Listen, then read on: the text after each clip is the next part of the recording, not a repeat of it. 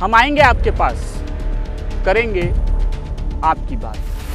होगी चर्चा कुछ सुलझे और अनसुलझे मुद्दों पर, पूछेंगे आपसे जुड़े, जानेंगे नेताओं के जवाब। क्या है सड़क, पानी, बिजली और शौचालय का हाल। हम करेंगे डीआरवी के साथ आपके वार्ड की बात। नमस्कार, स्वागत है आप सभी का वार्ड की बात डीआरवी के साथ में। आज हमारे साथ वो नगर सेवक है जिनकी पहचान सिर्फ एक नगर सेवक के रूप में नहीं है, बल्कि एक पार्टी के निष्ठावंत कार्यकर्ता के रूप में है। हम बात कर रहे हैं संजय टूडे की। संजय टूडे की उस समय चर्चा में आए थे जब महाराष्ट्र नवनिर्माण सेना के 5 से 6 नगर सेवक जो हैं पार्टी बदलकर शिवसेना में शामिल हो गए थे, लेकिन एकमात्र संजय टूडे ही थे जो पार्टी के साथ पूरी निष्ठावंत के साथ खड़े रहे और उन्होंने पार्टी नहीं बदला। टूडे जी, स्वागत है आपका डीआरवी न्यूज़ पे। मेरा पहला सवाल यही है कि लगभग 4 साल खत्म हो गए हैं आपको नगर सेवक होकर, तो आपने अपने वार्ड के लिए किस तरह से काम किए हैं इन 4 सालों में?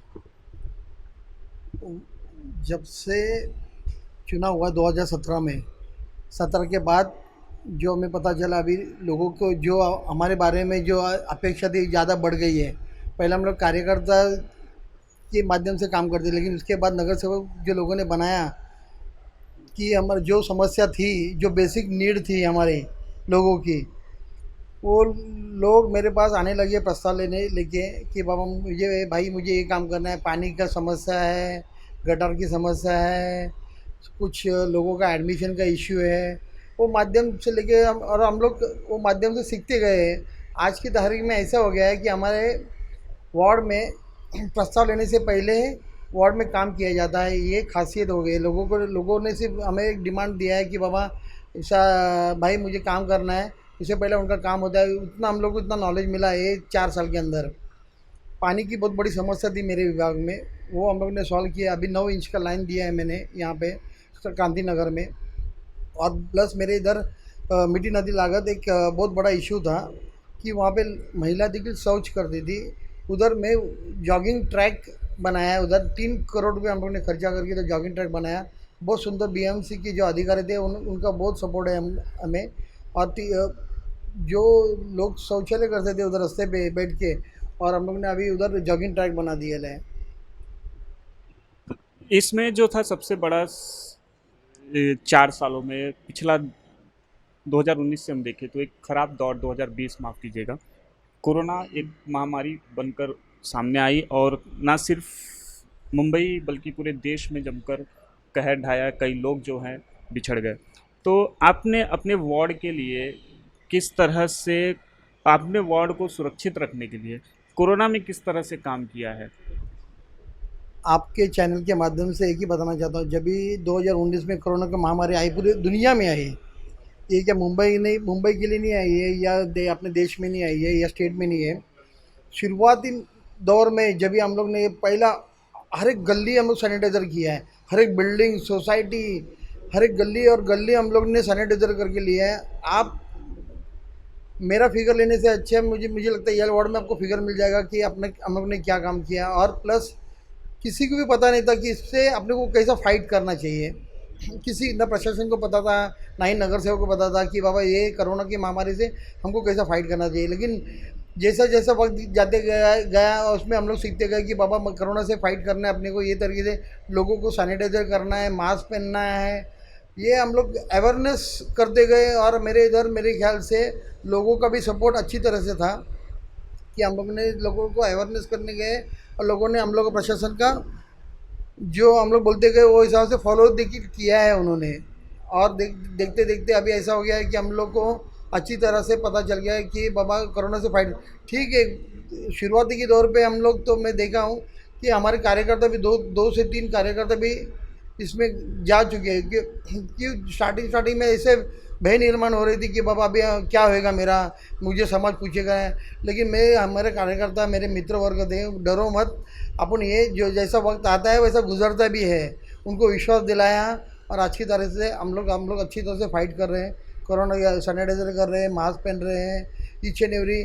जो शुरुआती दौर में हम लोग ने बहुत अच्छे से, जो हमारा एनजीओ थे उन्होंने हम लोग को मदद किया, लोगों को धान्य जो पहुंचाने का काम किया। प्रशासन ने भी हम लोग को 1,500 से 2,000 लोगों को खाना पहुंचाने की जिम्मेदारी नगर सेवक पे दी। वो भी शुरुआती के दौर पे हम लोगों ने वो भी पहुंचाया करके। अभी तीसरी लहर की बात कही जा रही है कि तीसरी लहर जो है वो आएगी, और इसका खास तौर पर अगर देखा जाए तो प्रभाव जो है वो बच्चों पर ज़्यादा होने की उम्मीद जताई जा रही है। तो फिर तीसरी लहर में आप किस तरह से कार्यक्रम करेंगे, किस तरह से बच्चों के लिए जो है तो काम करेंगे ताकि वो कोरोना से बचे रहें? मैं आपके माध्यम से एक ही बताना चाहता हूँ, तीसरी लहर का जो डर खौफ आप लोग पैदा करें ना, वो मत कीजिए। आपके माध्यम से मैं बताना चाहता हूँ, ये खौफ की वजह से लोग बहुत मतलब तकलीफ में आते हैं। आप लोग कोई मीडिया की वजह से तीसरी लहर क्या करना है आपको? आज जिस दिन आएगा उस दिन हम लोग फाइट करेंगे ना, उसको फेस करेंगे। आपके माध्यम से बोलना चाहता हूँ, किसी को भी आप तीसरी लहर, चौथी लहर, पाँचवीं लहर वो बताइए मत प्लीज़। जो भी आएगा हम लोग उसको लिए फेस करेंगे। प्रशासन और मुझे लगता है अपना बृहन-मुंबई महानगर पालिका अच्छी तरह से काम कर रही है। और हम लोग तीसरी लहर आने दो, चौथी लहर हम लोग उसको फाइट करेंगे। हम लोग जो जान बचाने की कोशिश करें, हम लोग जान बचाएंगे लोगों की। क्योंकि हम लोग को देखो आज की तारीख हम देखा ना, जान बचाना इंपॉर्टेंट है, जीना इंपॉर्टेंट है, जान बचाना इंपॉर्टेंट है। अब ये माध्यम से भय भय डालना छोड़ दो। आपके माध्यम से सभी पत्रकार होने रहने दो, सोशल मीडिया, प्रिंट मीडिया, ये भय छोड़ दो आप। हम लोग इसको फाइट करेंगे।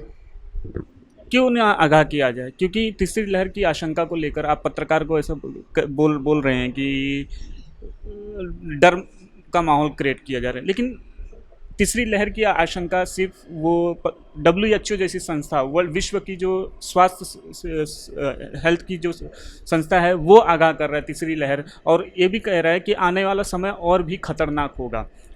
उतना ही नहीं, अगर हम देखा जाए दूसरी लहर को की भी चेतावनी जारी की गई थी। कहीं ना कहीं प्रशासन ने उसकी तैयारी नहीं की थी। खामियाजा हमने क्या देखा कि हॉस्पिटल में बेड्स नहीं है, हॉस्पिटल में ऑक्सीजन नहीं है, इंजेक्शन की कमी है। यही वजह है कि काफ़ी संख्या में लोग कोरोना से कम मरे, लेकिन प्रशासन की लचीली व्यवस्था से ज़्यादा मरे हैं। ये साफ तौर पर दूसरी लहर में देखने को आई। अगर तीसरी लहर को लेकर आगाह किया जा रहा है तो फिर उसमें डर का माहौल पैदा करना किस तरह से आप देख रहे हैं? डर का माहौल में आपको कोई चैलेंज नहीं कर रहा हूँ मीडिया को, या आपके ऊपर उंगली नहीं उठा रहे हैं। हम लोग क्या सोच रहे हैं, जो अपने मुंबई कर है वेल एजुकेटेड, मेरे ख्याल से 25% से 30% लोग रहेंगे, 70% तो अनएजुकेटेड है। उनको पता ही नहीं है ना तीसरी लहर चौथी लहर क्या होती है। उनको अभी देखो प्रशासन में देखा ना, प्रशासन ने जो काम किया है हेड्स ऑफ है। मैं देखा हूँ, मैं पिछले 2 साल से देख रहा हूँ, काम कर रही है। उनसे गलतियाँ भी हुई है, लेकिन 80 से 90% उन्होंने काम अच्छा किया है, वो भी अप्रिशिएट करना चाहिए हम लोग ने। 10% जो उनसे गलती हुई है, तो तीसरी लहर जो बोल रहे हैं आप आने वाले, उसमें सुधारना करेंगे हम लोग। और तैयारी तो पहले से ही चेक करनी पड़ेगी ना। अगर तीसरी लहर आई नहीं तो फिर एंड टाइम पे क्या हो जाएगा? तीसरी लहर आने के वक्त जो भी तैयारी है करना चाहिए।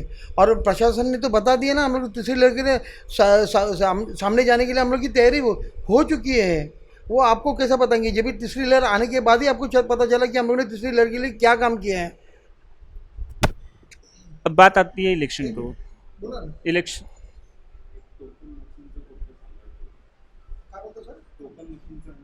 हाँ सांगितलं सर, हो सर।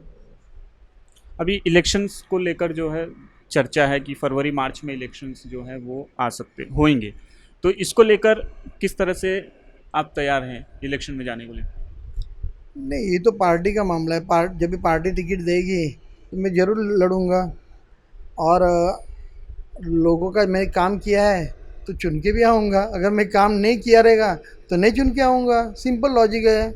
अगर आपने कोरोना में साथ नहीं दिया लोगों का, लोग आपको नहीं स्वीकारेंगे। अगर लोगों का आपने 5 साल काम नहीं किया, आपको नहीं स्वीकारेंगे।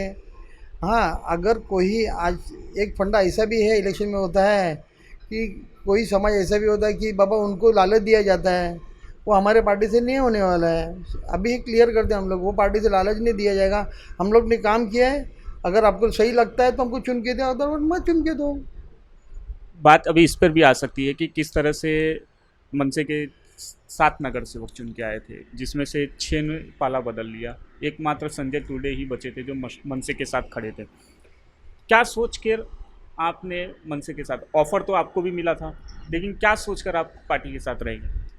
ऑफ़र का मैं बात नहीं करूँगा आपके मीडिया के माध्यम से, लेकिन ऐसा था जिस दिन मैं चुनाव लड़ रहा था 2017 में, हमारी भाभी जी और साहब का जो आशीर्वाद था, जो मेरा आज एक पहचान दिया, जो कार्यकर्ता थी, उन्होंने मुझे टिकट दिया, चुन के लाया।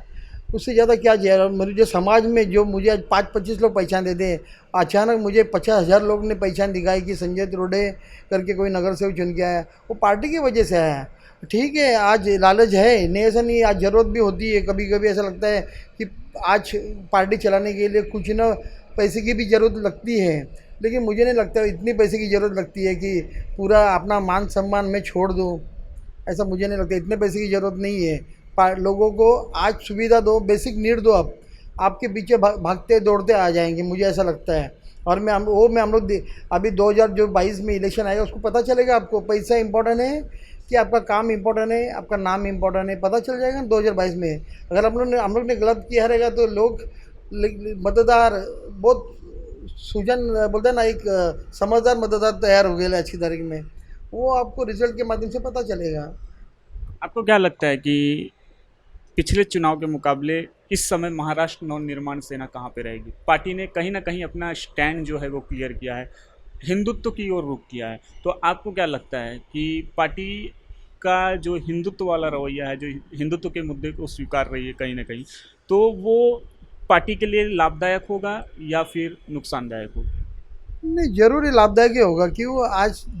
आज लोग भी देख रहे हैं कि जाति से राजकारण किया जा रहा है पूरा देश के अंदर। तो हमारा सामने से हिंदुत्व मुद्दा लिया है, हिंदुत्व मुद्दा पहले से ही था, लिया नहीं कोई, साहब ने नया नहीं किया है इसके लिए। लेकिन हिंदुत्व का अभी ऐसा हो गया, हिंदुत्व लेने का एक ही वजह है कि अपना जो भारत देश है देश करके की गणना है, तो वही दिखा रहे लोगों को कि बाबा हम लोग हिंदू है, हम लोग हिंदू के लिए लड़ेंगे, आपकी जो समस्या रहेंगे उसके लिए हम लोग फाइट करेंगे। उससे ज़्यादा क्या है?